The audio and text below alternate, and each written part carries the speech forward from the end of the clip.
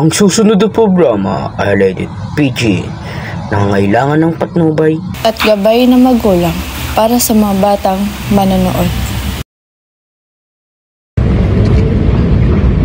Uy, ano to? Ito, ano yan? Ay, kayo pala mga kulit. Walag na naman kami, alam niyan. Ito naman kami, bagong taon na naman eh. So, bagong lahat guys, hindi pa kalala. O nga pala si Angelo Guarino. Yung may tatanggi, sa may tumatanggi. Pag niya hindi tumatanggi, sumasanggi. Hindi na pumapanteg, kapag na ko Yeah. Wait lang. Ako nga pala si Natalie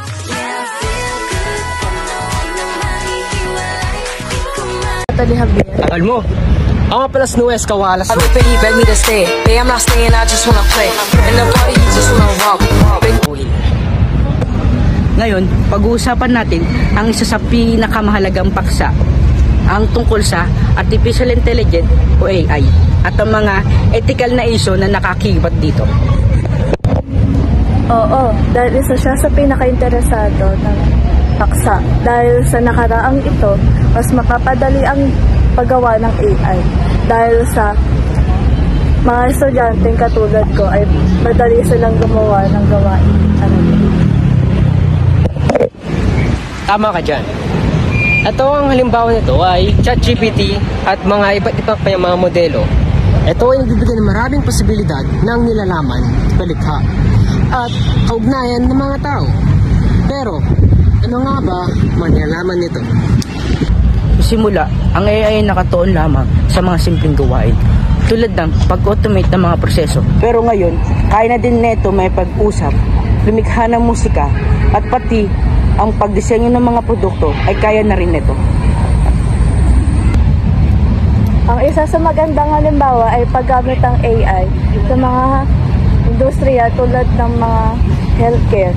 Dahil ang AI system ay isang magandang nangangailangan ng mga diagnosis sa mga sakit or iba pang health sa mga taong katulad ko dito sa bansa. Pero, sa likod ng benepisyong ito, meron tayo dapat tuunan ng pansin. Ayun ay pagkalat maling impormasyon, at tulad ng mga AI at mga TikTok user dyan. At dahil doon, madaming kumakalat ng peking balita na mukhang totoo, pero hindi naman. Oo, hindi lang yun. Mayroon din issue tungkol sa privacy. Ang AI ay umaasa sa isang napakalaking dataset na maaring naglalaman ng sensitibong impormasyon. Kaya, hindi ka mag-iingat, hindi tayo mag-iingat, maaari nitong malabag ang privacy ng mga tao. Dagdag pa rito, ang mga bias sa AI outputs ay isang malaking problema.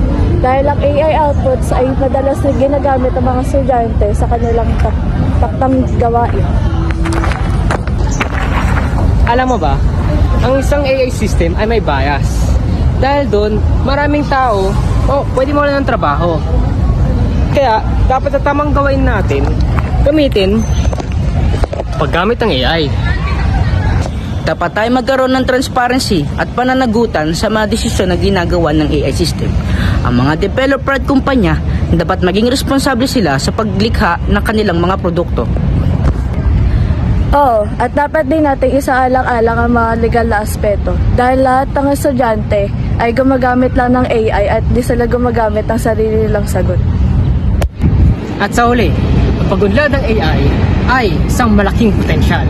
Ngunit, dapat tayong maging maingat kasi di natin alam kung pwede mong mangyari. Kaya, ang tamang balanse ay pagiging responsable sa paggamit ng tamang AI. Remember to like and subscribe. Diba? Kaya sila.